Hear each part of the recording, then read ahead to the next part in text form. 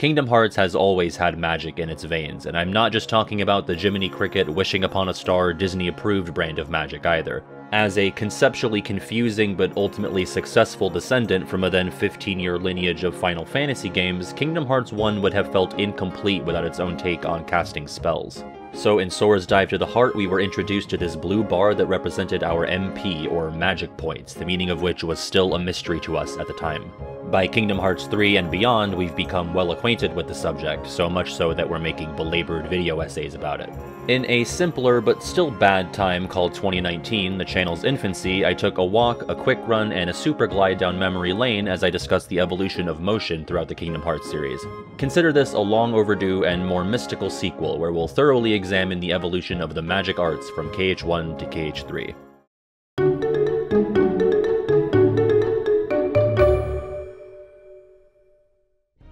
Surprise, before we get started, I would be a bigger fool than Ansem to not say that this video was made possible by my supporters on Patreon. If you enjoy this video or any of my other stuff and you want to help me keep making things, I humbly ask you to check out patreon.com/regularpath. That's all, thanks for letting me cast Shilaga. I am now in MP charge until the next video.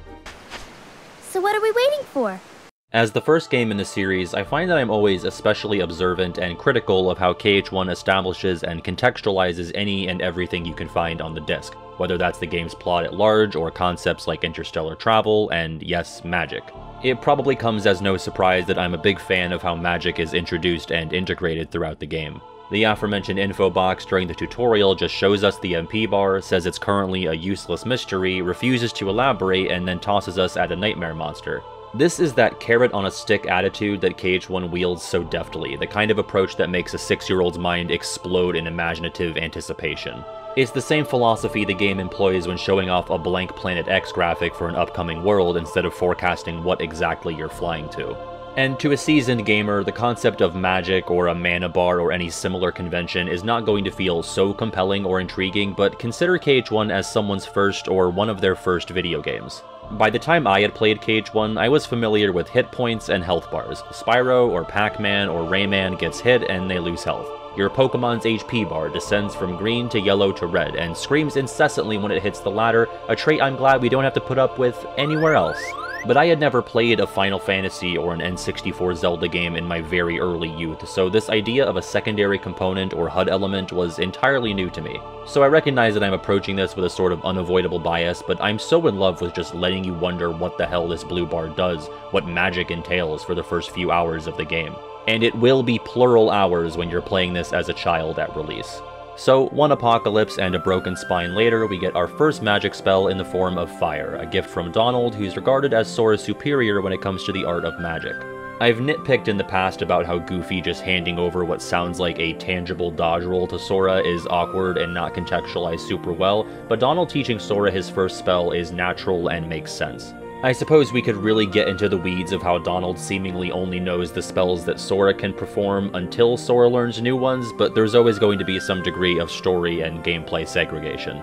Plus, it would sort of ruin the fun and discovery if Donald was already busting out Gravigas or Thundagas while Sora is confined to base-level fire. Story-wise, Donald is something of a mentor when it comes to magic, but gameplay-wise, he and Sora are pretty much capable of the same exact stuff. Donald just has to rely on it more, since the bonks and swipes from his staff aren't usually going to be enough to take down enemies.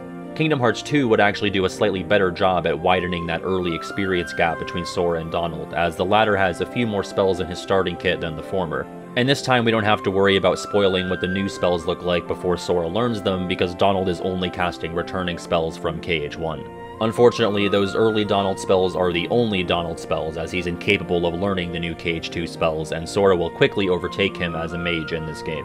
You could argue that Sora really does just grow into a more powerful sorcerer than the Duck, but that comes into question when we see Donald busting out things like Zeta Flare during KH3. All this to say, I wish the series was more consistent or interested in letting Donald be just a bit more magically capable than Sora in-game, or at least have some unique abilities to set him apart and elevate him over Sora as a character who studied magic for a very long time. I suppose the limits and unison attacks in KH2 and 3 are the closest thing we have to that, but even those are cooperative and never something Donald uses on his own. The duck in the room aside, I always really liked how Sora's journey as a magic user was basically a C or D plot throughout KH1. It's entirely relegated to text bubble dialogue, but it's charming and it gives off a feeling of progression and continuity when Sora's in the gummy ship talking about how he thinks his magic is just as good as Donald's now.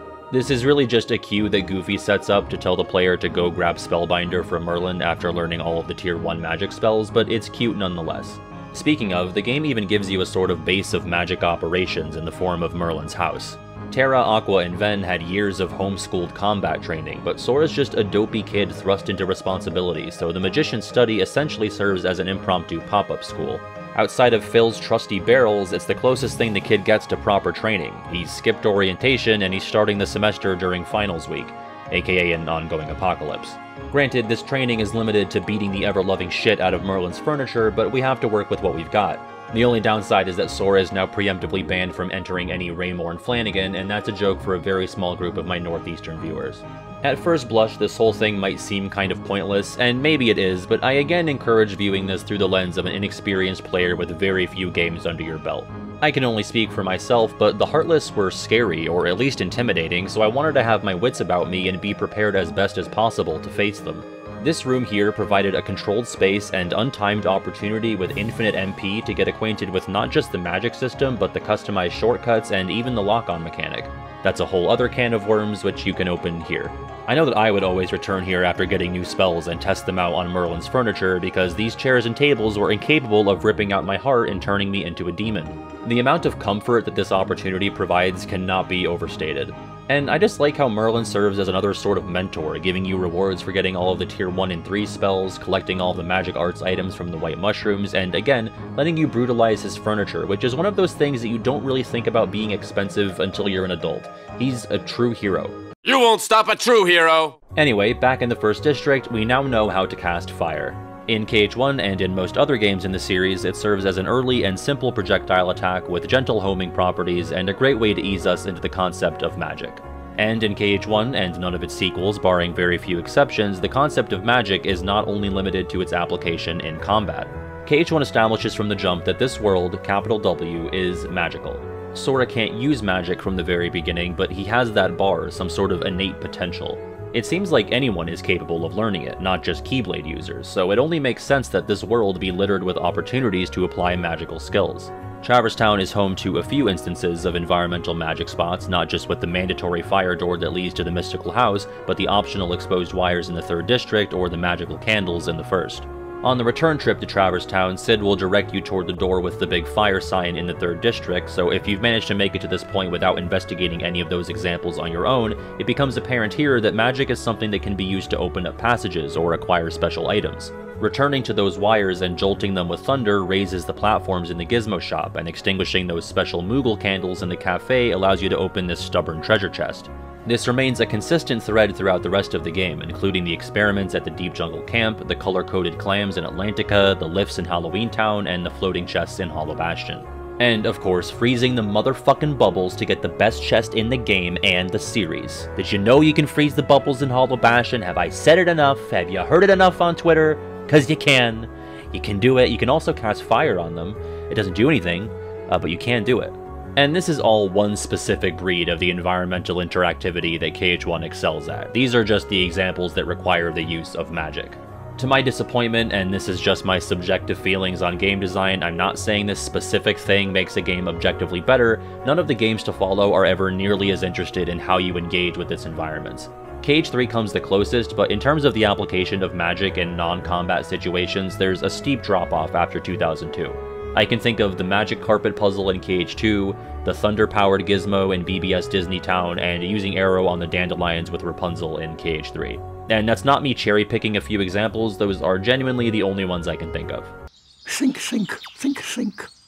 Instead, I think the series becomes more interested in the additional effects that magic can have on enemy combatants, beyond just raw damage. This is especially felt in KH3, with status effects like Freeze and Electrified serving as added benefits for using a specific spell. This always felt to me like an expansion of how the undead pirates in KH2 were especially susceptible to magic attacks, as they were saddled with the appropriate debuffs when hit with a fire, blizzard, or thunder spell. We even had stuff like this from the start in KH1, between gravity awarding additional tech points when used on flying enemies, or Captain Hook's reactions to being hit with fire or thunder. Or, one of my favorites, using gravity to send Maleficent's platform plummeting to the ground is something subtly hinted at prior to the boss fight by way of those aforementioned floating treasures. Another constant throughout the series is the presence of elemental strengths and weaknesses held by certain enemy types, but to be honest, I've always found this pretty underserved, at least after the early game. In the early goings, using fire on a Blue Rhapsody for a quick kill can definitely save you some time and aggravation, but once you get to the late or even mid-game, it's usually quicker and easier to just go for physical attacks or use a thunder spell or two, which is stat-wise less effective than a fire spell, but requires less precision and can hit more than one target. I don't know if this is necessarily the fault of the magic system, and maybe more so just a natural reality of the power creep, but outside of the early hours of KH1, I never found myself paying too much mind to what elements the basic mooks are weak to, both in that game and in any of the sequels. The inverse is usually more prominent, when enemies are explicitly immune or even healed by certain types of magic. Throwing out thunders willy-nilly in a group of prismatic melodies can destroy the red and blue, but leave the yellow and green alive and fully healed. The same risk is there when dealing with wizards and angel stars, or sorcerers in 2 and 3. Oftentimes, elemental weaknesses are more easily taken advantage of when dealing with bosses, like being able to eviscerate Vexen's HP with fire spells in KH2. Though sometimes looks can be deceiving, like did you know that Hades is never actually weak to Blizzard? In KH2, he takes half damage from Blizzard, so that's fucked up if you ask me, make it make sense. What was that? Let's talk some more about the spells themselves. We've sort of been looking at the bigger picture stuff so far. Magic in KH, as mentioned, is modeled loosely after the Final Fantasy style, with tiered upgrades to each spell unlocking as you progress further into the story or complete optional objectives. Basic spell at Tier 1, Ra suffix at Tier 2, and Ga suffix at Tier 3. We'll be using Tier 4 Zaz and Jaz much later on in a limited capacity. As your introductory spell, the upgrades to Fire are spaced out pretty much equidistantly throughout the game, with Fyra coming in the mid-game Agrabah and Firaga in the late-game Hollow Bastion. I care probably more than anyone in the world for some reason about how the delivery of these spells is contextualized, so we're really gonna dig into that. Because you shouldn't just learn how to cast some crazy powerful spell because you beat any old boss or completed a world. There ought to be some sort of synergy, or the feeling that Sora picked up some tricks from fighting specific adversaries or having relevant experiences. Fire from Donald, as mentioned, makes sense. Fyra from Genie Jafar, also good, he lives in a big dumb lava block room. Firaga from the Princesses of Heart is a bit odd since it's an offensive spell and we're only ever given the implication that the princesses use some sort of vague defensive magic to keep Ansem and Heartless at bay. I think this is easily remedied by swapping Firaga to being the reward for defeating Dragon Maleficent, and you can bump the Fire Glow Summon Gem to Plain Maleficent. Then you can have the princesses gift Curaga instead of the sort of obtuse method of talking to Aerith 3 times to get it from her. And Aerith is definitely a natural source for the most powerful curative spell, it's just strange that you need to keep bugging her to get it. Blizzard is sort of weird, really only Blizzara makes sense, you get that from regular Jafar who uses that center stage ice move. Tier 1 comes from the Cheshire Cat, and Tier 3 from the Hades Cup Behemoth, neither of which I really associate with ice magic. Thunder is actually pretty good after some consideration. The most natural source is Giant Ursula, who makes liberal use of thunder spells in her fight. Technically it comes from King Triton right after, but he's also shooting lightning bolts out of his trident, so it still works. The other two come from Phil Barrels and Cerberus in the Hades Cup, which don't seem super fitting, but considering that these take place in Olympus, ruled over by a god of thunder, it's at least something. I'm stretching to apply the same logic for Gravity, for which one upgrade comes from the Phil Cup and the other from defeating Hades. Neither of those things have anything to do with the Gravity spell, but Gravity is the power of the stars, and Hercules has the whole constellation thing at the end of the movie with the stars born. Like I said, a stretch, but I'm choosing to believe because it makes me happy. Another Gravity upgrade comes from Oogie's Manor, and I guess the dark globs are sort of evocative of how the Gravity spell looks, maybe it's that. Or Sora does aim his Keyblade at the moon when locking the keyhole, so that's a good enough case for the power of the stars. As mentioned, Curaga coming from Aerith is really good, but Kyr and Kira come from Stealth Sneak and the pre-Hook Heartless in Neverland. These also seem sort of random, but Tarzan is actually the first character Sora meets who knows Cure magic, so I like to think Sora learned how to replicate it by fighting alongside him for an entire world. Kira is earned right when the Pixie Dust kicks in, which comes from Tinkerbell, who has curative properties as a summon, so once again I am choosing to believe in intentionality.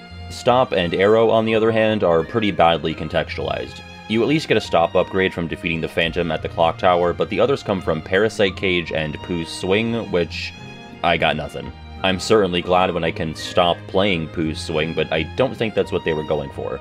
Arrow is pretty much a miss all 3 times. Opposite armor, a Yellow Trinity chest in Neverland, and a gift from Pongo and Perdita for finding all their puppies. None of those really scream wind or air to me, and finding an upgrade to a magic spell in a random treasure chest is especially bizarre. If you're gonna do that, I would just put it in a chest in the Crow's Nest instead, that way you'd at least need to fly up there and grab it. And since you deliver the Pooh book to Merlin around the same time you defeat Opposite Armor in a conventional playthrough, having Merlin teach you Arrow as thanks for delivering the book could have been a better fit. Again, I'm fairly certain no one else cares this much about these things, and at the end of the day, pacing out when the spells and upgrades are earned for the sake of balance and progression is ultimately more important than perfect contextualization, but it's fun to imagine. All of the early game spells have their damage or efficacy increased with each tier. For example, in Fire's case, the Fireball just gets bigger. In KH1 and 3, Fire is almost always on my shortcuts for a casual playthrough. It's essentially just a gun, and it remains a great way to do concentrated damage on one target from a distance. In a playthrough that's going in conventional battle level order, Blizzard is the next to be obtained, with a quirk of being able to obtain it like half an hour early if you go out of your way to find all the evidence for Alice's trial. The only real practical application for this is the ability to put out the stove during the Trickmaster fight, but I can't imagine too many people have the thought to do this on their first playthrough. Blizzard is sort of a crowd control spell, and it's really only like that in KH1. It's another projectile attack, but this one has a shotgun spread to it. This can also maintain utility throughout the game, though in my experience I almost always replaced it with Thunder in a casual playthrough, which you get a mere one world later when going in conventional order. Thunder is probably my favorite spell when taking the entire series into account because it just eviscerates everything around you and requires very little preparation to use it efficiently. I always viewed Blizzard as sort of a middle point between Fire and Thunder, where it's good for a group of enemies, but you also need to aim it. Thunder is basically always going to work as long as you're next to whatever you're attacking, and really the only time I could discourage it from mob battles is when you've got enemies that absorb Thunder or any magic mixed in. Even then, starting the encounter with a few Thundagas can clear away anything not resistant to it, and you're still on an even playing field to deal with the stragglers. And anytime I wanted to do quick, focused damage on one enemy, typically bosses, Fire was my move, so for those reasons, Blizzard always sort of fell off for me before it even gained momentum. To me, the only downside to Thunder over Blizzard is Thunder costing a bit more MP, and we'll get into that later. I think a lot of us have memories of the early game in KH1 feeling especially difficult, and at least half of that sentiment probably has to do with getting Cure all the way at the end of Deep Jungle. Technically, you could complete Deep Jungle immediately after Traverse Town, but considering you need to fly to and pass over either Wonderland or Olympus to get there, plus the fact that Deep Jungle has the highest battle rating, most first-time players would struggle even more attempting to fight the Stealth Sneak at such a low level. I'm honestly not sure how I feel about Cure in KH1 because it might be just a bit too good. There's no doubt it's quicker and safer than using a potion, which Sora has to turn into a whole theatrical production, but I do think there's something of a difficulty lull in the mid-game. Ideally, a game shouldn't start out kinda tough, coast for a while, and then get difficult again in the late game. On top of that, HP items from this point on are basically invalidated unless the item also heals MP, like elixirs and mega elixirs. If you're in critical health with no MP, you're better off popping an ether instead of a potion because now you've got 3 cures in the tank instead of 1. I think the most logical solution here is increasing the cost of cure, and that's the same conclusion KH2 arrives at, which we'll discuss more later. Even still, I find the KH1 mid-game more difficult than KH2's and even 2's early game, so I don't think this all entirely boils down to how cure works. Regardless, unless you're a god gamer, cure is pretty much always going to take up one of your shortcut spots. Only having 2 other options at your disposal definitely feels a bit limiting, so I'm glad 2 and 3 open up Circle as a 4th shortcut button. Those were all the basic and maybe more obvious spells in KH1, but the game also has a handful of spells that it constitutes as advanced, which are a bit more situational and tend to cost more MP. The traditionally first of these is Gravity, which in this form is exclusive to KH1 and Chain of Memories, and that's a shame because it's so damn cool. Noveon actually did a great video talking about it at length, which you can watch here. Beyond just being the wildest spell at your disposal on a visual level, Gravity has significant utility which probably goes unnoticed by most first-time players. Speaking for myself, I thought it looked really cool as a kid, but I didn't fully understand the best way to employ it. Gravity hails from the Demi line of spells from Final Fantasy games, and whether that's meant to be pronounced like Zelda Villain or Lovato, I have never been 100% sure. But speaking of percentages, that's the whole shtick with Gravity. Instead of doing a fixed amount of damage, Gravity, as the in-game description says, rings out a percentage of the target's HP, and that percentage increases with each tier you unlock. Obviously, bosses are an exception to this as to not be trivialized by a 1 MP spell, but Gravity still has the special utility of being a great spell to open with, especially on bosses like the Behemoths or Titans. In terms of application, it's sort of a Blizzard and Thunder hybrid, as it only hits directly in front of you, but it can have a pretty massive area of effect, especially at the highest tier. The next advanced spell is Stop, our first spell to cost 2 MP, and is typically the last one you'll get, either that or Gravity, depending on if you're doing the Olympus Cups as they unlock. Hard to think of a better way to finish strong for Sora's magic kit than the ability to bend time to his will. Specifically, casting Stop will freeze nearby enemies in place, allowing for a hassle-free beatdown. I especially love Stop's animation, placing Sora at the center of a clock with Roman numerals. Upgrading Stop, contrary to my childhood belief, increases its range and not the amount of time that the enemies are frozen. This is fine and all, but I do wish there was a better way to tell exactly how far the range extends, because unlike damaging moves with obvious visual indicators, Stop sorta just vaguely works on what's close to you. It was never super obvious to me what is and isn't outside of its range. Stop is definitely the most situational spell in the game, which isn't a bad thing, but I often found that I wasn't using it in casual playthroughs because it, by definition, slows down combat. Now, in speedruns or challenge runs, it can be a lifesaver and can in fact speed up progress because you're saving yourself the aggravation of chasing down invisibles or angel stars by freezing them in place. I do wish that Stop had more application on an environmental level like all of the other non-defensive spells. Outside of using it on the Clock Tower hands during the Phantom fight, which is great, I don't think there are any other examples. This could be by virtue of it being an optional spell, but Gravity is also optional and still has the occasional floating chest in Hollow Bastion. I think there are ample opportunities to sprinkle in some little optional clock puzzles here and there, or small platforming challenges that are only possible by using it on some mechanism so you can get across in time. These are just wishful nitpicks though. Finally, our last KH1 spell, also costing 2 MP to cast, is Arrow, the Power of Wind. The game groups Arrow in with Cure as defensive magic, but it's also unique in that it's the only spell Sora ever gets in a mainline game that acts like a buff. Arrow would return as an offensive spell in other games, but here it's a passive spell that remains active beyond initially casting it. Arrow has its own formula for how the wind shield works, which is a fixed 18 seconds plus whatever your max MP is. So a Sora with a max MP of 5 will keep the Arrow shield up for 23 seconds. Arrow also has the most unique benefits for its upgrades. The initial arrow just halves any damage you take. Aurora grants the shield the added benefit of doing damage to anything it touches. Aroga then allows the shield to deflect projectile attacks on top of the on-contact damage. Considering the spell easily could have just been boring defense percentage increases with each tier, these additional properties are more than welcome. I've never personally been a big arrow guy though, but I usually prioritize offense over defense in any type of game that I play, so that's just me. I would rather use the 1 MP to cure when weakened than 2 MP on a preventative measure. I tend to be more reactive than proactive. But it's definitely a useful safeguard in challenge runs, especially when you don't have Leaf Bracer to help you cure safely. It doesn't get a ton of play for me in more casual playthroughs, but I appreciate having the option. And that's one of KH1's biggest strengths when it comes to Magic. It's the variety of options and the utility between all of its spells. There are tweaks and adjustments that can and will be made, but they all feel distinct enough and not like palette swaps of each other with different elemental properties. KH1 doesn't have traditional status effects like some of its sequels will, or like its turn-based RPG predecessors had, so it needs to give you a reason to use one spell over another, and I think for the most part it succeeds. Especially considering that enemies more often than not take the same damage from all types of magic. You're not going to use fire in hopes of burning the enemy, you're using it because the physical nature of the spell is the best tool for this specific scenario. I think this philosophy drops off a bit by the time we reach KH3, which we'll address later. I promise I'll get to all the things I'm shelving for later. I know you will! But first, Atlantica. Why are we talking about Atlantica? Well, I think it's a world that's a bit misunderstood, but also one that heavily encourages and emphasizes the use of magic. I can't take full credit for the observation. This comes from a comment from years ago at this point that I unfortunately lost track of, but I viewed Atlantica in a different light since reading it. KH1 was putting down clues that we were not picking up, and I think if we approached Atlantica with the mindset that we need to go all in on magic while we're there, it would have been viewed more favorably as a world. From the jump, or the splash, the party's very existence in Atlantica is facilitated by way of magic. That's admittedly a subtle start, but consider how a typical playthrough of KH1 just recently completed Monstro, got the Stop spell, and probably also has Gravity either from doing the Fill Cup or tackling Halloween Town before Atlantica.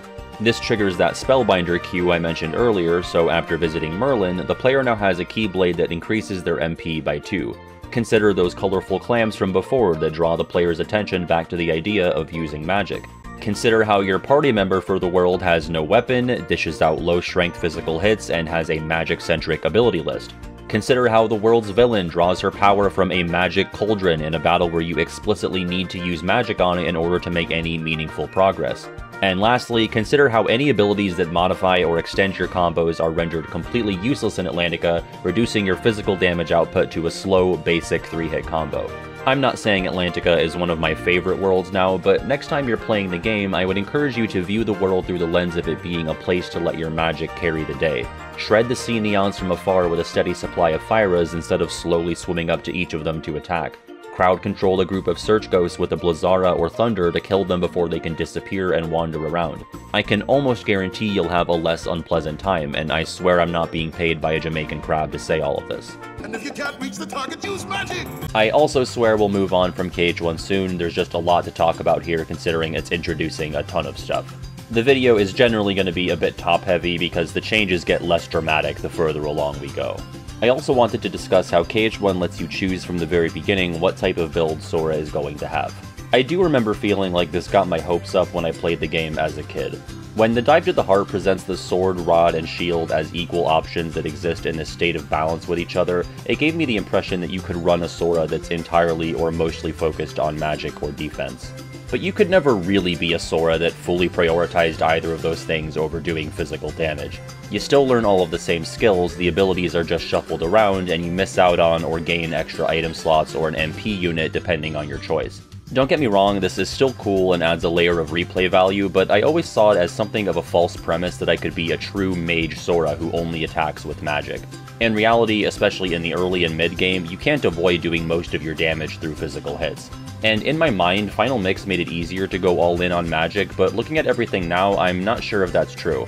While it does add magic-oriented abilities like Leaf Bracer and Ripple Drive, a lot of the other MP-related abilities are pushed further back for players who pick the Dream Rod. For example, OG KH1 gives you MP Haste at level 15 when you pick the Rod, but level 21 in Final Mix. The same goes for the two MP Rages, going from levels 33 and 51 to 42 and 75. It's just sort of a confusing choice to me. I would think a player who wants to base their playstyle around magic would get all of those things very early, maybe even starting out with one of them. I will say, however, that you can start to feel like a true magic build once you get to the late and post game and have the MP and stats to back up your desired playstyle. It's just a shame that by this point you're running out of story content to do, and a lot of this playstyle when put to use is going to boil down to synth grinding.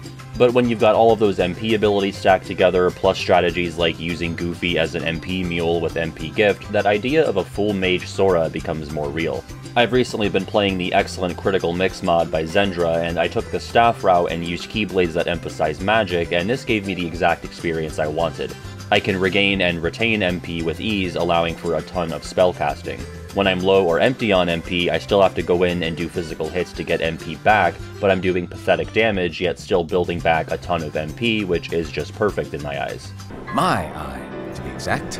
Of course, we should probably talk about how the MP system only works like this in KH1 and gets completely reworked for the later numbered titles. Basically, in KH1, when you use magic, your MP gauge loses some color. Lower tier spells like Fire and Blizzard will first use up that thin orange charge gauge, and eventually the bigger blue chunks either when you run out of charges or when using more powerful spells. And when you're all out of MP, the only way it's coming back is if you or a party member use an item or ability, or by dealing physical hits to build your bar back up. That is to say, there is no pink MP charge in which magic always comes back over time. This is introduced in KH2. I'm not just saying this to be the KH1 over KH2 guy, but I really prefer the original system. For one, being locked out of MP entirely and having no options besides waiting or using an item is, well, it's boring. And I feel like it's trying to counteract boringness by bringing you back up to full MP after a wait. Like, it's way easier to get back to full MP in KH2 or 3 than in KH1, especially if you have like 13 MP units in the latter. But here's the thing, if you're in critical health and also MP charge, all you're going to be doing is running around while waiting. And what's the more interesting scenario, being at low health and waiting for your MP to recharge so you can deplete it again by using Cure, or being at low health and trying to take enough pot shots at the boss to build up enough MP to heal? The former is a test of patience, and the latter injects a bit of risk versus reward. And I've been in that situation a ton of times. I've been in a spot during a data battle or something where I'm at 1 HP, I have no items, and I'm just running in a circle or dodging while I wait for MP to come back, because doing anything else would be reckless for no payoff. Under the KH1 system, you have no choice but to engage, making for close calls and the potential for satisfying come-from-behind victories. I think here now depleting your entire gauge has a lot to do with why the new system can feel boring at times, so I think making it heal less but at a lower cost in conjunction with the physical hit system would be ideal. In my eyes, being locked out of an option and having no agency beyond waiting or using an item is just so obviously less interesting than the alternative that we already had.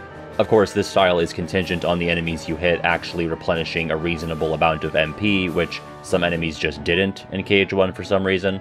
I mean, the reason is that they have a low hidden MP recovery stat, but just don't have that, I guess. And this is more of a nitpick, but I don't get why they got rid of the segmented bar in the later games. The spells in 2 and 3 still have specific costs, but you can never really tell how much MP you're using, it's just some vague amount. Fire costs 12 MP in KH2, for example, but that means nothing to me when you have this big MP bar with no segments. I appreciate the feature of a spell being highlighted in yellow to communicate that using it will put you into MP charge, but outside of that, I have no way of knowing how many spells I can use beyond trying to eyeball and guesstimate how much my MP is going down when I use one. Come on! Blizzard! Fire! In Chain of Memories, magic is relegated to cards, just like everything else. No MP bar, no magic abilities, just cards. Every spell from KH1 returns to COM, and in Recom, which released after KH2, the new KH2 spells are referenced in Slights as well. The returning KH1 spells all work in pretty much the same way, except for Arrow, which is now and forevermore an offensive skill. Instead of a defensive shield, it's more akin to how KH2 handles fire, a quickly formed hitbox around Sora that dissipates after a second instead of lingering as a protective shield. This is still different enough from the other spells to justify using it, but I definitely prefer the KH1 style just for variety's sake. But I get why they did this, since I don't know how you justify playing an Arrow card and allowing the buff to stick around while you're playing other cards. KH1's style of Arrow would work better as an enemy card, and that's exactly what the Xaldin card does, though it only lasts for 3 hits.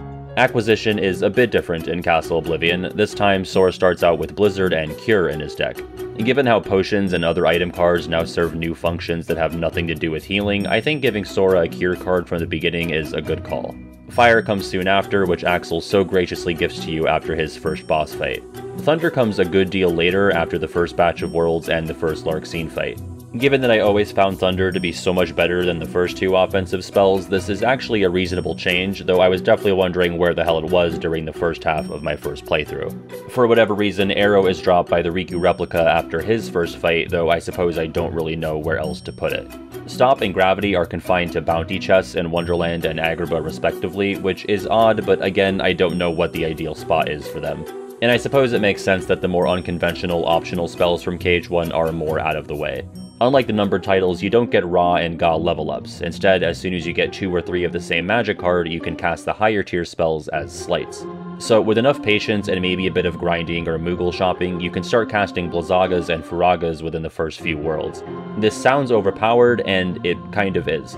Granted, you still need to find or buy the cards, and Slights eat the first card in the bunch upon use. But it's not that hard to have upwards of 9 Blizzard cards after visiting 1 Moogle room in an early floor, and 3 Blizzagas is going to be extremely helpful, maybe too helpful in clearing out mobs.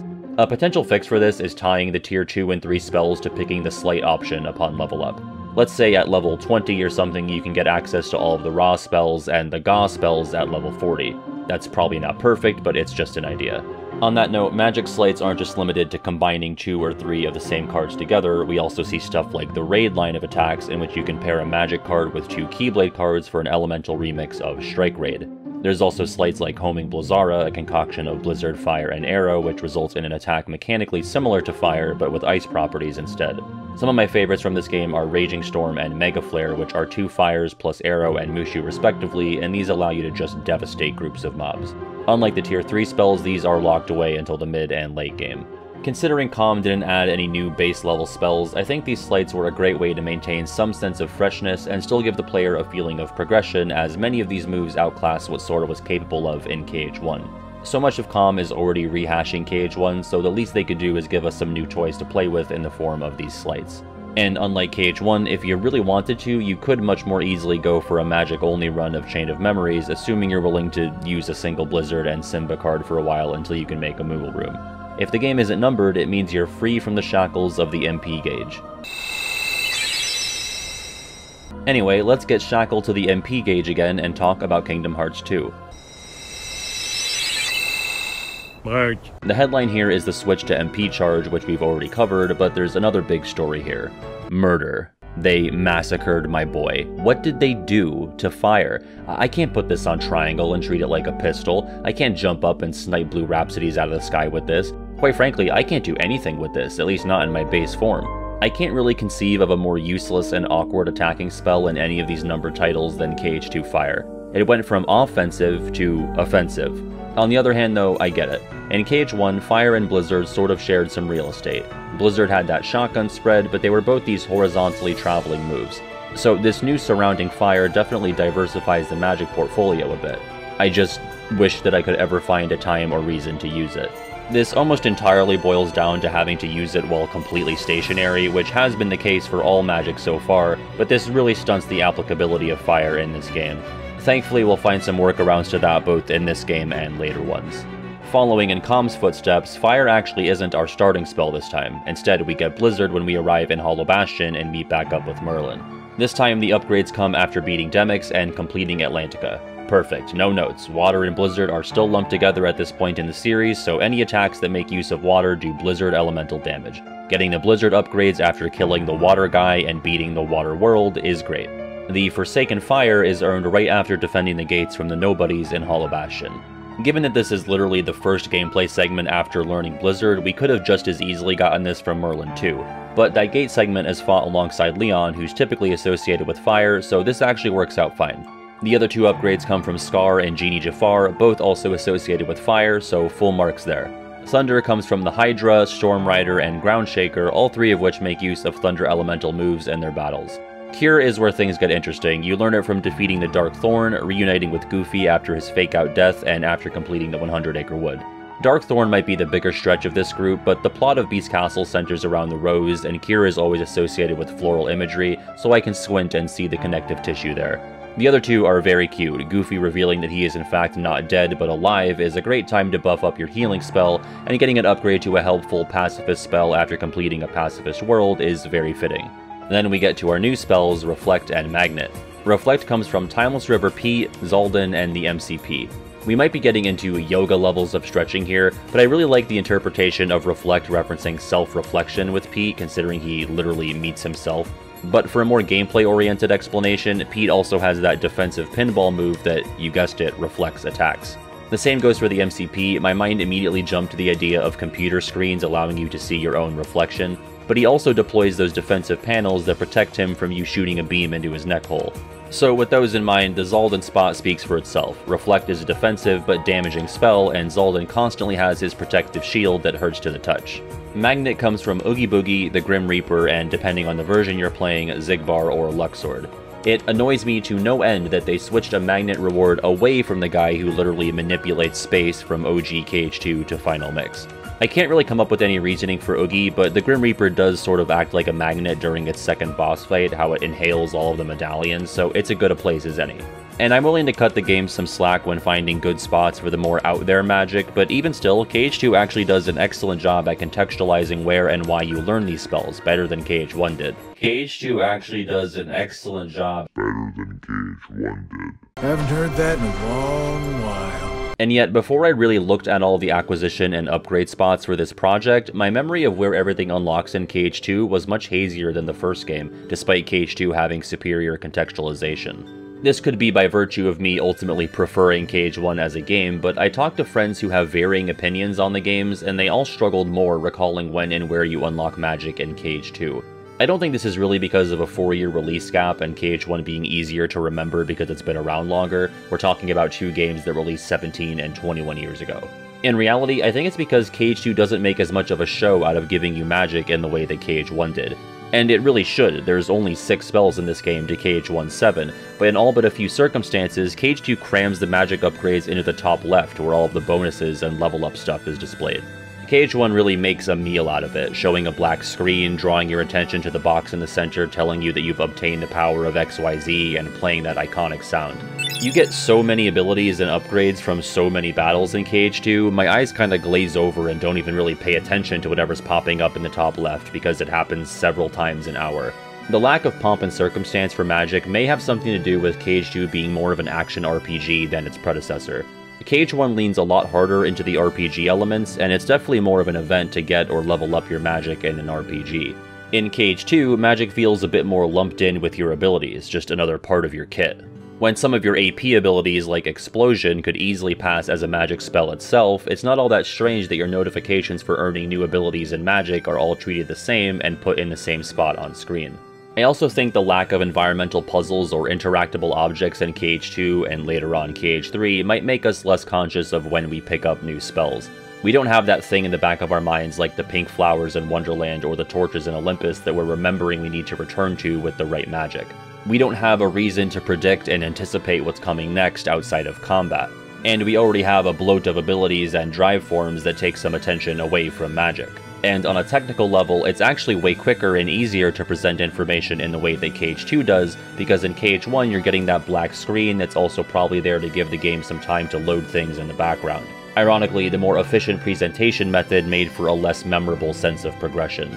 Got it memorized? No! So we already talked about Fire's new look in this game, but what about the other stuff? Well, Blizzard remains a projectile, but it's basically the new Fire this time, trading its spread for more distance. Even though it's taking over the role of KH1 Fire, I find that I also don't often use KH2 Blizzard too much, and I think it has to do with the lack of homing properties that KH1 Fire had. It also doesn't feel like it comes out or travels as fast as its projectile predecessor, so it was never my trigger-happy gun-type spell like Fire was. Then we have Thunder, which while still my go-to big damage spell in KH2, also feels a bit nerfed since KH1. Instead of a more area of effect style spell, Thunder in all forms just calls down one big bolt directly in front of Sora. So it's not really the potential screen wipe that it could be in KH1, but it still has utility and you can still cook up some mob clearing strats by pairing it with another spell. But on its own, it's a perfectly serviceable close quarters move, and I often found that it required less specific or situational positioning than Fire in this game. Cure, as we already covered, takes away all your MP in KH2, which I do think is an overcorrection, especially since Cure isn't like exponentially better in this game. I think a price hike was necessary, but Cure always sending you into MP charge seems like a bit much. But we have more games with this style than not at this point, so I think it's here to stay. There is one subtle change with Cure and KH2 to maybe justify this inflated price, and that's the radius of healing that expands with each upgrade. In KH1, you could specifically cast Cure on yourself or any of your party members. In KH2, this remains the same, but now you've got this little ring that can also heal any of your allies who it overlaps with. It's essentially a proximity-limited Mega Potion. I actually really like this, especially in the early game when the ring is smaller. Sometimes it introduces the choice between being selfish and just healing yourself, or maybe being a bit risky and running across the battlefield to exemplify my friends or my power. Granted, I don't find the party members in 2 particularly useful outside their limit attacks, so you might catch me erring towards selfish more often than not, but again, I like options and risk versus reward. And then we've got the more offbeat spells starting with Magnet. I don't even know what you describe Magnet as, because it does damage, but it also functions as a sort of support spell. I consider it a spiritual successor to Stop, which was more about manipulating the movement and positioning of enemies as opposed to damage output. And like Stop, Magnet was not something I use super often because I'm never a big setup guy, I just go right for the most damaging stuff. But there's definitely utility here for pacifying a group of mobs and rendering them useless and vulnerable for a well-placed Thundaga. Most importantly, Magnet is weird in the same way that Gravity and Stop skewed away from the traditional elemental stuff you always see in games. Even though it's not something I use a ton, I have to appreciate its inclusion. And lastly for KH2, we have Guard on steroids in Reflect. For the price of however much MP, I don't feel like looking it up, you can not only protect yourself from all angles, but hit your opponents with a verifiable no-use spell. As a young lad who no-brain mashed his way through KH2 and most of the rest of his life, Reflect predictably did not see the most use from me. But once again, I respect the variety and all of the utility it can have, especially on tougher bosses or hectic and difficult mob fights like that hallway in the Cavern of Remembrance. I know I never would have made it through that place or Data Larxene without hammering away on the reflect button. And to, for lack of a better word, reflect KH2's faster paced and punchier combat system, reflect is the natural evolution of Arrow as the resident defensive spell. This time the spell needs to be used actively and predictively, and when used at the right time you can see a massive payoff. It also belongs on square and shortcuts because that's the defense button. I can't believe I haven't mentioned shortcut preferences until now, but let's stop here because 99% of the comments will be about where Kira goes, and it's too late. Finally, back where it belongs. On the whole, while it's kinda disappointing that KH2 has one spell fewer than the first game, I'm still pretty happy with the selection and variety. It took some swings and missed in my opinion, like with Fire, but it kept the pool of spells diversified and made meaningful changes to better fit its faster paced combat, like Arrow being swapped for Reflect. But I think Magic is at its most useful and interesting in this game when used in conjunction with Drive forms, specifically Wisdom and Final, which grant the mobile action ability, aka you can walk and chew gum at the same time. Using magic while moving is so immensely satisfying and fun, and this paves the way for it becoming the standard in 0.2 and KH3. It's Fire's saving grace in this game. Like, when I play KH2 nowadays, I'm never using Fire unless in a drive form, because this makes it feel bearable. Most importantly, the drive forms turn Thundaga back into the absolute nuke that it was always meant to be. Even to this day, Magic on the go might still feel the best in KH2, especially considering how quickly the spells can come out while in a form, and how much more powerful they can look. I also want to mention Master Form, which doesn't quite give you the same thing as the other two, but you do get Master Magic, which changes how magic is cast and powers it up a good bit. There's also Endless Magic, which, if you couldn't guess, lets you cast magic without interruption as long as you have the MP for it. We'd later see this return in the form of an accessory ability for the Mickey clasp in KH3, which you could use in your base form so long as you took the time to find all of the lucky emblems. Unfortunately, some useful magic-related skills like MP Haste and one of the MP Rages are locked behind leveling up your drive forms, an obtuse and grindy process that I've never been a fan of. I complained about that 4 years ago, so I wanted to be symmetrical and complain about it here. While we're on abilities though, KH2 also added a handful of magic-related abilities like Magic Lock-On, which ensures that you always lock onto a target when casting magic. There's also the previously mentioned Explosion, a finisher move and successor to Ripple Drive, except much bigger and more dangerous. The strength of both moves is determined by your magic stat, and as I referenced earlier, Explosion could pass as a light-based spell. If they called it Lightaga, I wouldn't have bat an eye. Okay, well, I might have because that's a really bad name. There's also Magnet Burst, which really just takes the Magnet spell and turns it into a more offensive combo finisher, and its efficacy is also determined by your magic stat. I think this move is pretty cool, and I wish there were a handful of other abilities that incorporated different magic spells. Come to think of it, I guess this is what the Unison abilities are in KH3, though they're much more situational and dependent on being near Donald. KH2 also added the much-needed Keyblade abilities, elevating Keyblades from stat sticks that eventually fall off as you progress to unique tools that can see use long after they're first obtained. A handful of keychains have an effect on your magic, which is a natural and obvious modifier. If you're really big on Thunder, you can roll with Photon Debugger to boost your Thunder spells, or if you're heading into the Data Axel fight, you can throw on Mysterious Abyss to buff your Blizzards. The concept of picking the right tool for the job based on your knowledge of the elements is rewarding, and I wish it came up more often. Then you've got Keyblades like Hidden Dragon, or more realistically because the stats don't blow, Circle of Life that have additional MP Rages and MP Haste abilities respectively, which stack with the ones in your ability list. Once again, the word of the day here is options. Having all of these Keyblades at your disposal also helps build toward that idea of going for a magic-focused playstyle. If you're more inclined to focus on physical damage, you can pick a Keyblade that extends or boosts combos, but you have options for magic-heavy playstyles as well. What took you so long? In 2019, I was a coward, and I skipped over days and recoded in the evolution of motion. But like how motion and magic have evolved, so have I. I make money doing this now, so the least I could do is add my thoughts on the DS games to the mix. Well, if you're familiar with Days, you know how different the system is. Welcome to the world of panels. In Days, everything outside of moving, jumping, and your basic combo is lorded over by the panel system. Why panels? I have no idea. Beyond the potentially simplest answer of the devs wanting to experiment and diversify the series mechanics a bit, I don't really know why we didn't stick with an MP bar and other basic series conventions like AP abilities. Typically, when a game undergoes a big gameplay shift from console to handheld, you can chalk it up to hardware limitations being the reason. But the core of what you're doing in Days is still basically the same as in KH1. You're running around a 3D space, doing combos, and casting magic. Yet everything underneath the hood that's powering those things looks dramatically different, and if anything, I'd call it more complicated and involved than anything we'd seen on console up to that point. Honestly, I think the panel system may be in place to bulk up the amount of playtime that you'll sink into Days, because just getting yourself set up for missions has sort of been gamified. It's something of a puzzle at times, trying to get everything to fit exactly how you need it so you can have your desired build. I also think the devs might have liked the idea of physically dragging and dropping stuff on the grid using your stylus or greasy index finger on the second screen. That all being said, it's definitely a hit or miss approach, and something I covered a bit more in the Ranking Everyday video, a project that I apparently released this year. Seriously, it's the longest scripted video I've ever done, and I have no memory of making it. But I mean, that's my voice, so I guess it happened. In short, I think the panel system can add a layer of strategy when it comes to mission preparation, and in theory, it's cool to try and figure out how to best arrange your panels for your desired kit. In practice, I found that it can feel a bit cumbersome and annoying to deal with every time you need to make a slight adjustment. Love it or hate it though, the panel system makes for the most customizable experience up to this point in the series, and potentially since. But for our purposes today, how was magic treated in Days? As you can probably guess, every spell has its own panel, and instead of being cast with the help of an MP bar, each spell is a finite resource. That is to say, if you go into a mission with 3 Blizzard panels equipped, that means you can use Blizzard 3 times in that mission, and that's it, unless you also brought some ethers or similar items.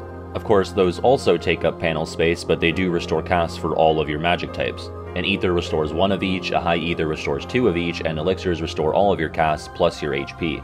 So if you go into a mission with 10 spells, all of different elements, but you've packed an elixir as well, you really have up to potentially 20 spells.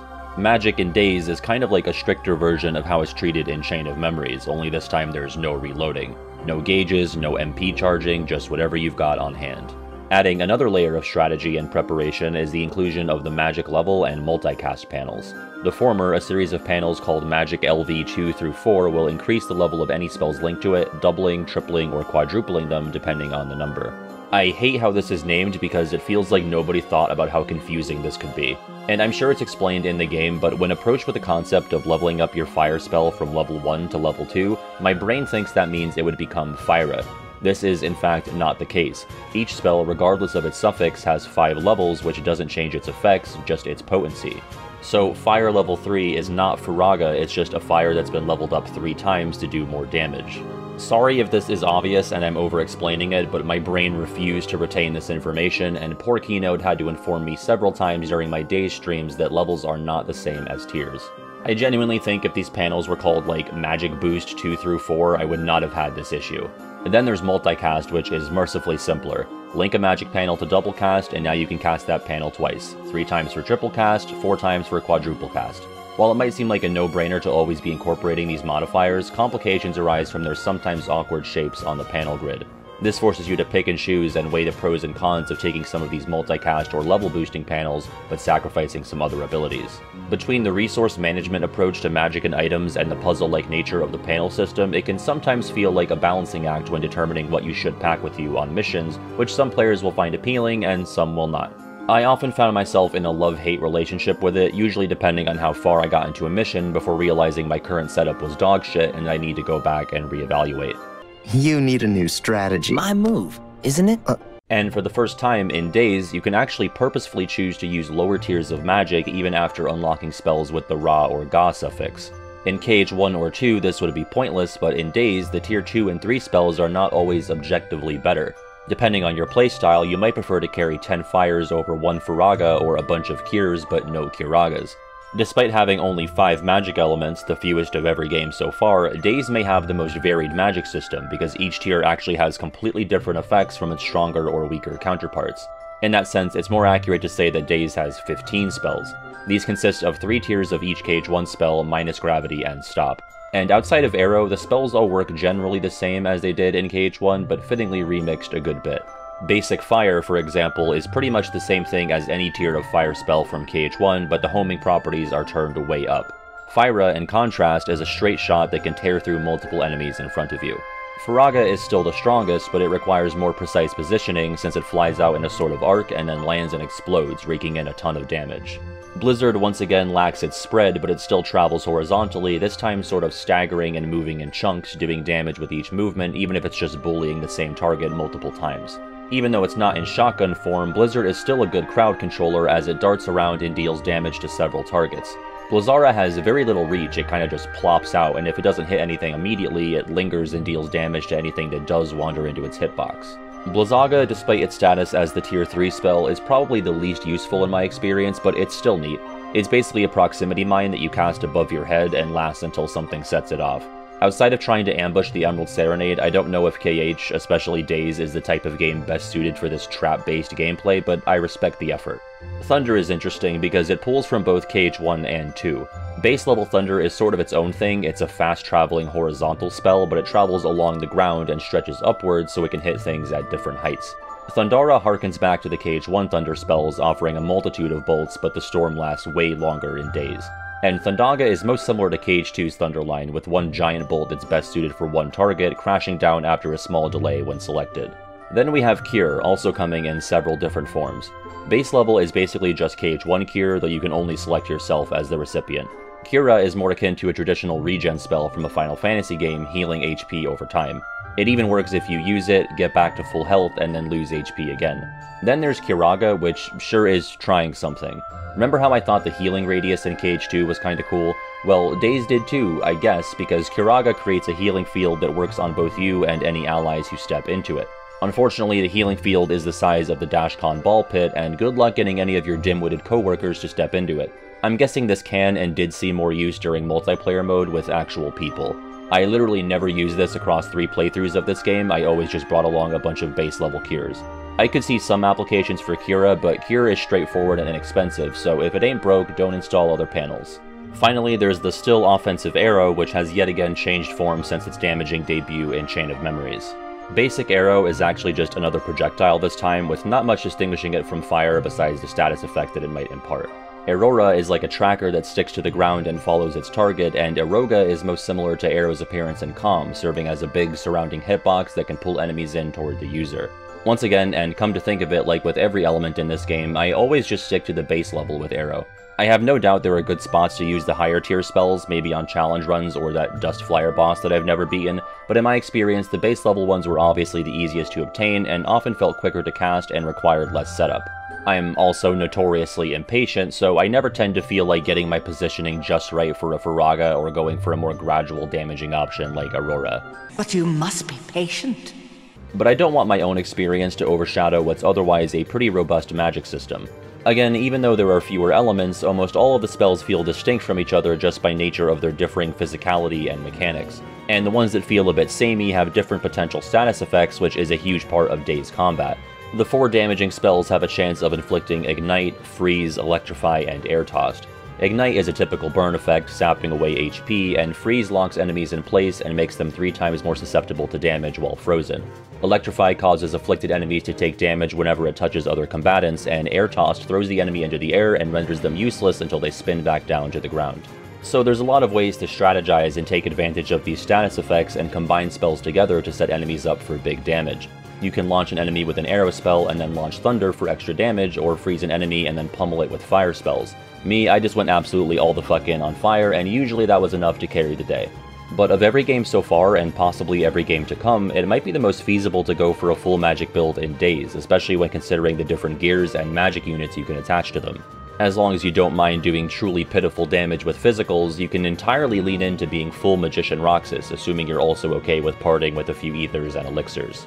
With that, we move on to the next phase of our magic adventure, which is the trio of command deck games, Birth by Sleep, Recoded, and Dream Drop Distance. Woohoo! Your wish is my command, little man! I think it makes the most sense to just kind of group these all together, because Magic pretty much works the same way across all 3. Every command in your deck, Magic included, has a cooldown bar, so now everything has its own MP charge. Thankfully, you can hold up to 8 commands in all of these games, so you're not locked out of having options just because you needed a cure. The earliest game in this set is Birth by Sleep, which decided to forego this pseudo-illusion of choice approach to making a magic-heavy build, and instead guarantees that you will be spending at least a third of your playtime as a bona fide magic-based character. Aqua, while still equipped with a Keyblade and still capable of attacking with physical combos, has the worst strength of the Wayfinder trio, but the highest magic. And especially in the early game, you almost have no choice but to prioritize magic and make that your main method of attacking. The boys can use and excel at magic too, but it's Aqua's bread and butter.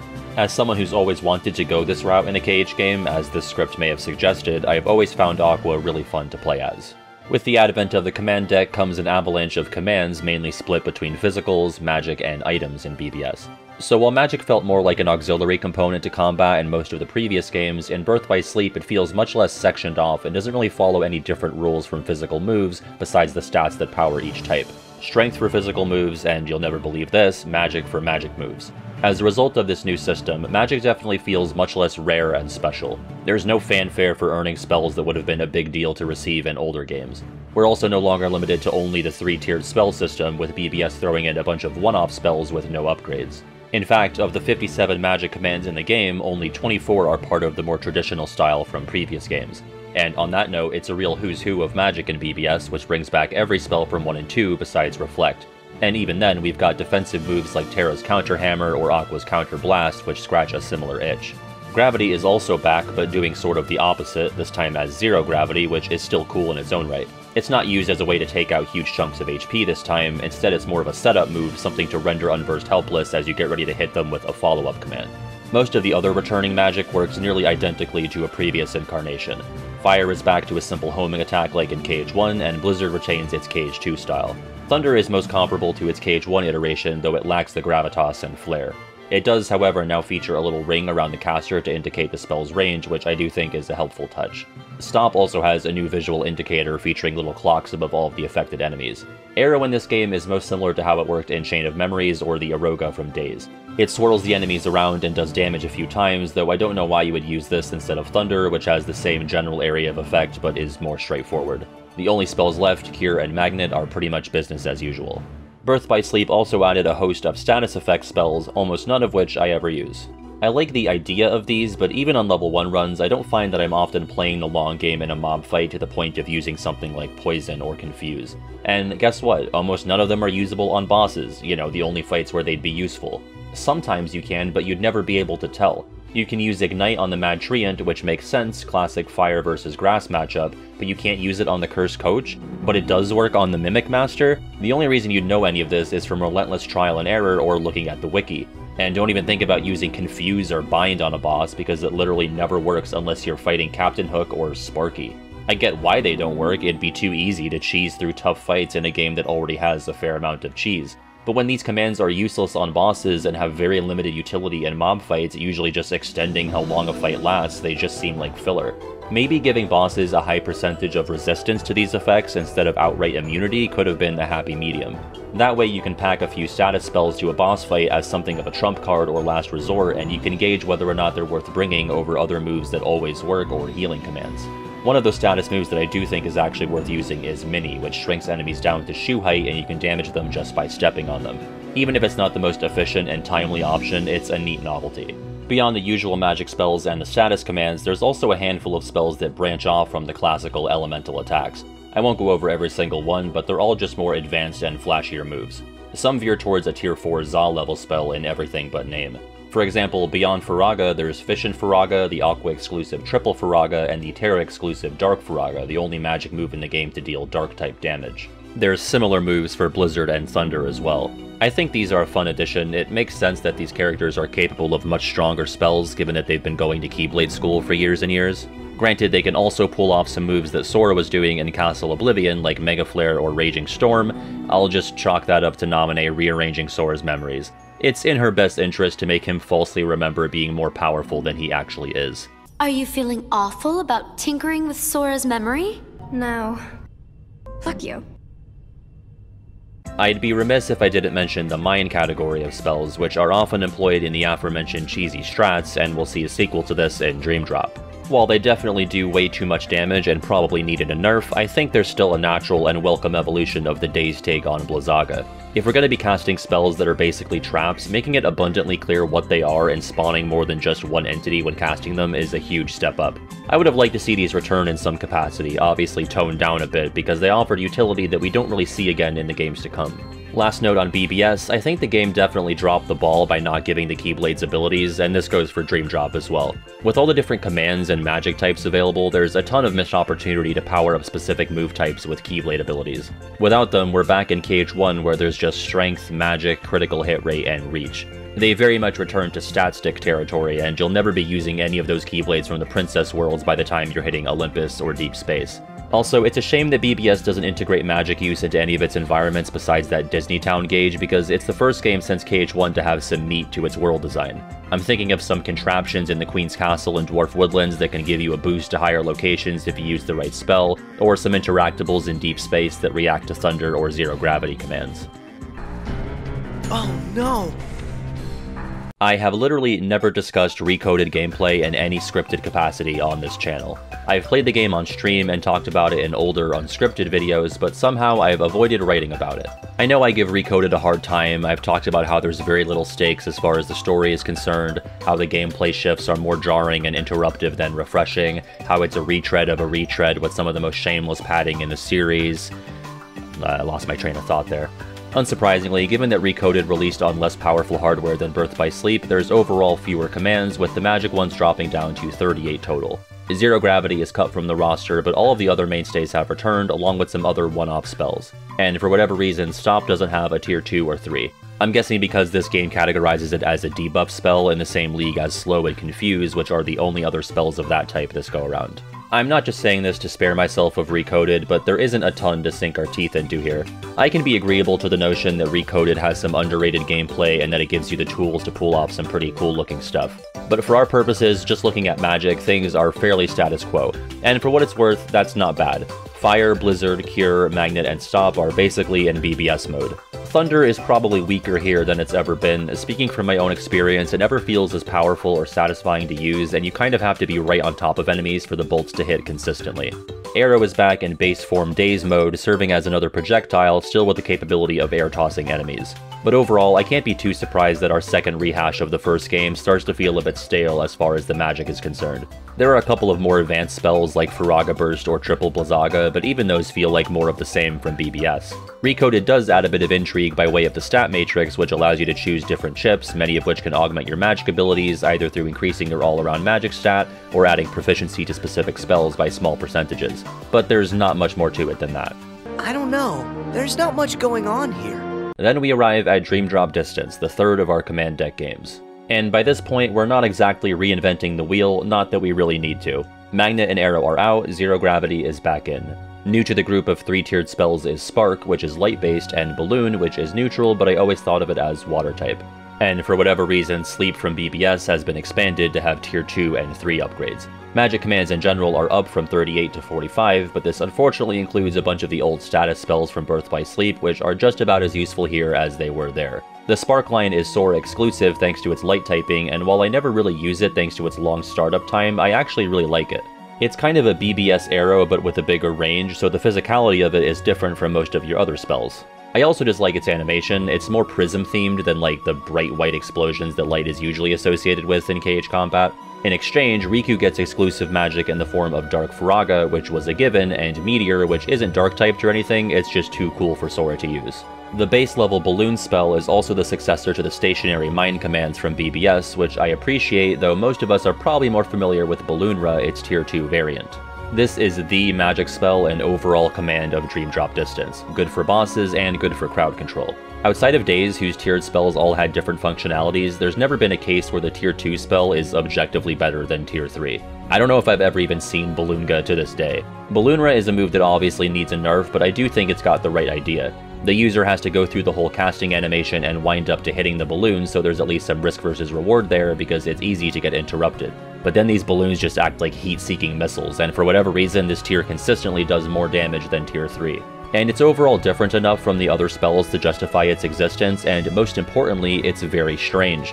Like, Balloon is not an element or magic spell in any other game I've ever played, but sure, go for it. Dream Drop has always had this air of celebration around it thanks to it being the 10-year anniversary of the series, so I'm led to assume that the Balloon line is a nod to that. Must be me birthday. Dream Drop also throws in both new and returning powerful 2-slot spells, which are this time justified by the game taking place in a fantastical dream world. I tend to like the balance that these strike. Like the Spark line, they usually have a bit of a runway before the actual effects or hitboxes start up, but once you get going, there's potential for just massive destruction. Tornado, for example, takes a second to get going and leaves you locked in place, but you're also then controlling a fucking tornado, slurping up anything in its path. It's also the closest thing we get to an arrow spell in this game, and just as easily could have been called a Rosa. At the risk of potentially underselling or not thoroughly covering something, I think that's all I really wanted to look at for these Command Deck games. It's hard to make too much of a meal out of this trio since they're all generally following the same rules, so if you've played one, you kinda get the gist of the other two. They're also more of a branching path than part of a through line shared by the numbered titles, though obviously still worth looking at. At the end of the day, we're tracing the evolution of Magic, and we had to take a bit of a break to investigate this new species that developed. But now we're back on track and heading into the final stop on our tour. Stop it! Just stop! Or rather, stops plural, because 0.2 and KH3 kind of share the spotlight here. 0.2 marks the return of the MP bar and the KH2 system, which will carry through to KH3. The biggest change here, and we touched on this earlier, is the ability to use magic while moving. Outside of any practical benefits of being able to do this, it just feels so good. Gone are the days of planting your feet to cast a spell or jumping up to cast and cancel some of that end lag. For the record, if it wasn't for SRK and Roxas also being able to do this in KH3, I would have assumed it took Aqua 10 years in the Realm of Darkness to learn how to do this. 0.2 hosts the fewest spells of the console games and any of the games period, but it's also essentially a tech demo, so I'm not too let down by that. And when you restore fire to its proper state on a console KH game, I hardly need anything else. By this point, Blizzard is well established as the far-traveling projectile, but 0.2 gives it the additional benefit of producing a grindable rail when cast on the ground. When I first saw this, I was like a caveman discovering, ironically, fire. I cried thinking about all of the hallways I could have skated through in KH2. It's a simple addition, but in a post-Dream Drop series where we're not going to be using flow motion as the solution to literally everything, I think we needed to be weaned to a less batshit crazy way of traversal. Going back to KH1 or 2 early game movement capabilities would have been rough, so even just adding this Blizzard feature to spice things up goes a long way. KH3 would obviously go on to do more in that regard, but 0.2 both gets us back to reality while giving us some new tools. And now I've wrapped back around to talking about motion, but Blizzard put me in something of a Ventus diagram. Just call me Ven. Beyond that, we've got Kier doing its usual KH2 thing, and Thunder has also been restored to a much more powerful area of effect move like in KH1. So I have no real complaints here, everything works as it should.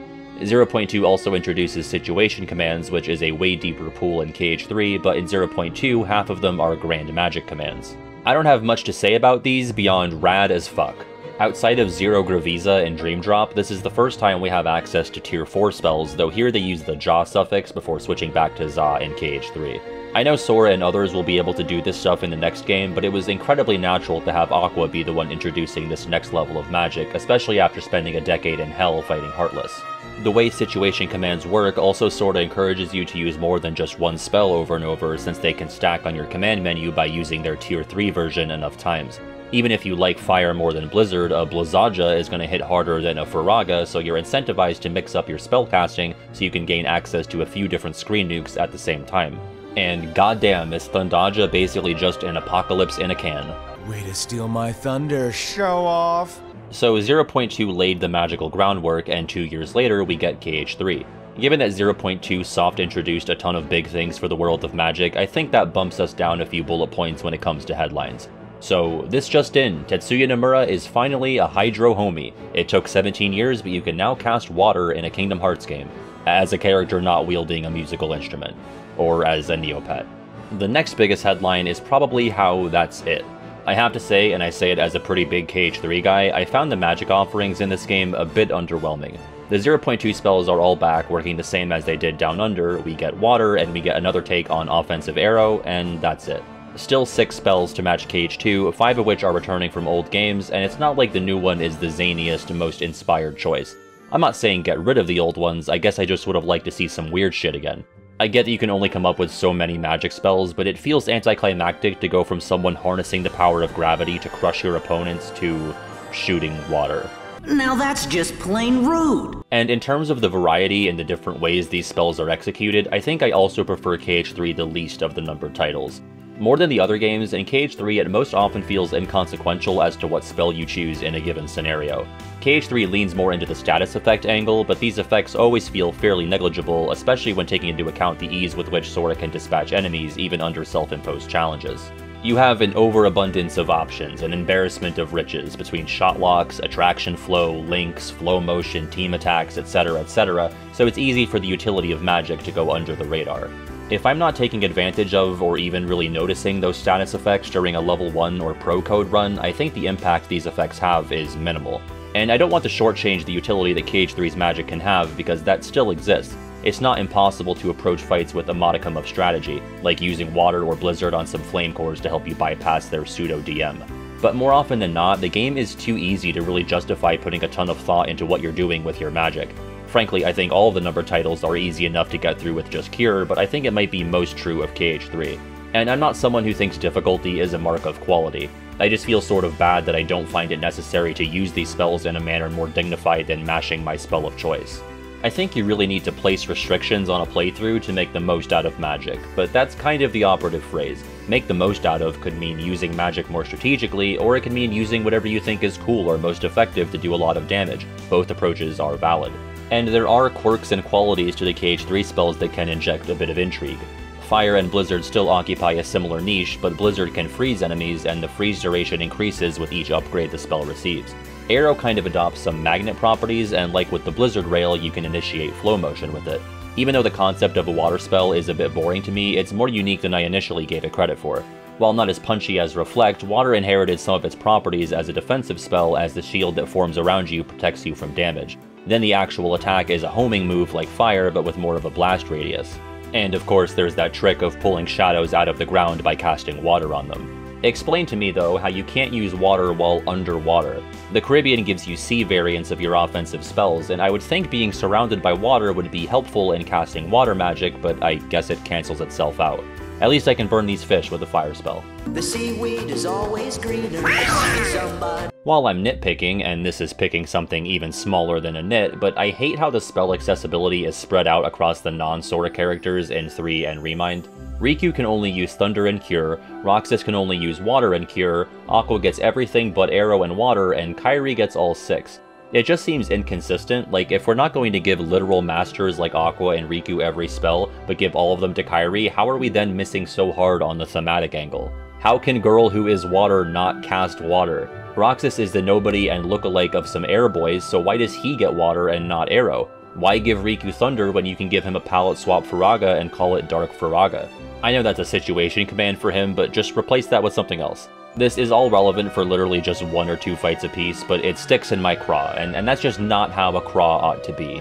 On a more positive note, KH3 is generally pretty good when it comes to doling out spells and upgrades at appropriate and well-contextualized moments. Once again, I started this project knowing almost none of the spell sources because KH3 follows the lead of KH2 in the way it presents spell acquisition and upgrades. But if it drew a bit more attention to them, they'd probably stick to your brain much better because each time you get a spell, there's almost always a great reason for it. Water is one of your starter spells, though it's truer to say that you earn it from the tutorial in which you fight the watery dark side.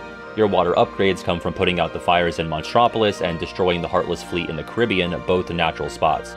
Thunder comes from the Toy Box UFO, the ninjas in the Arendelle Labyrinth, and Big Fish, aka the Lightning Angler, so all good there.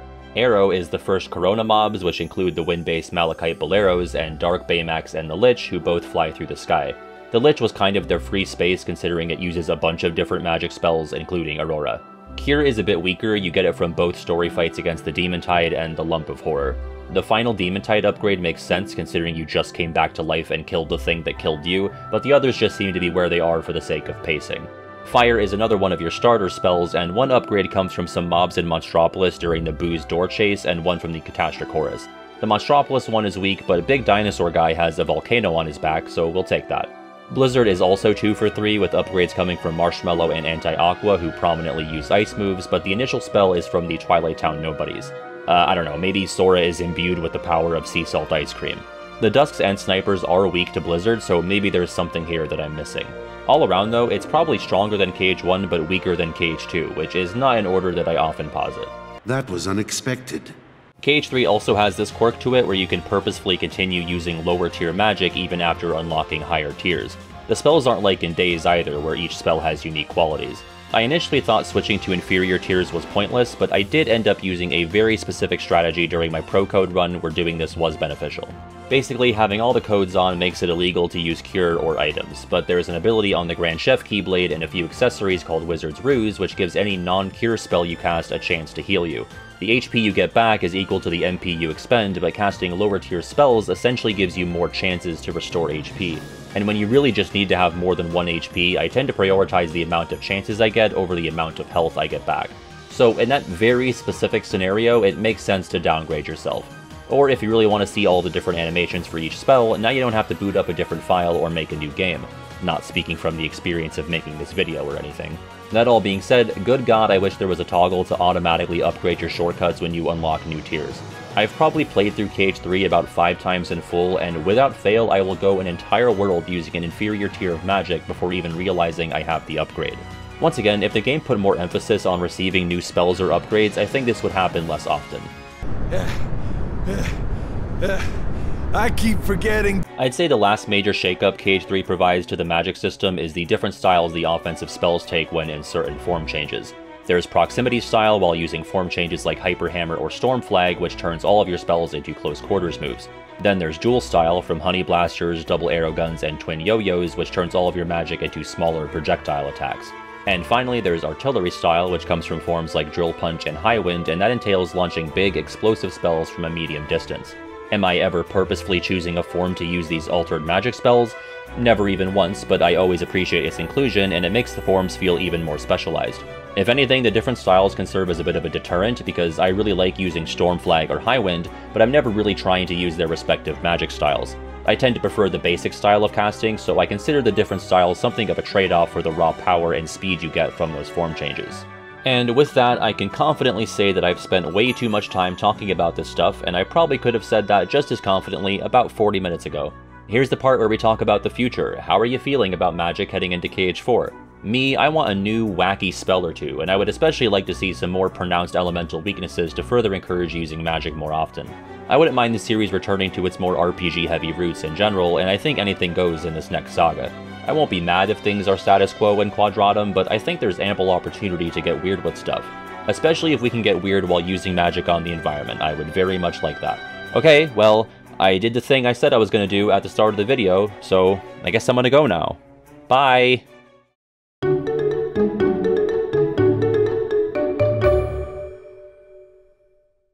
Hey, thanks for watching that. I really hope you liked it because that was my entire October, so that's a month of my life. You get 12 of those a year, you only get so many years. That was one of the 12 this year for me.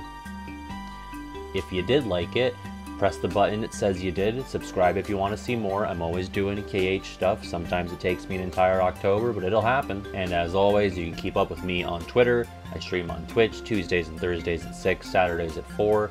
Always doing something fun over there.